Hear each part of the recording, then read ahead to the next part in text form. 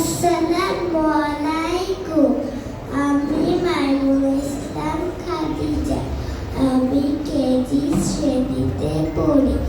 আমি তেলাওয়াত করছি পবিত্র কোরআনের 113 নম্বর সূরা আল ফালাক।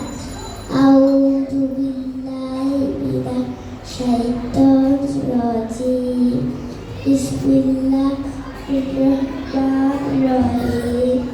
কুল আউযু বিরাব্বিল ফালাক মিন শাররি মা খালাক ওয়া মিন শাররি গাসিকিন ইযা ওয়াকাব ওয়া মিন শাররি নাফাসাতি ফিল উকদ ওয়া মিন শাররি হাসিদিন ইযা হাসাদ।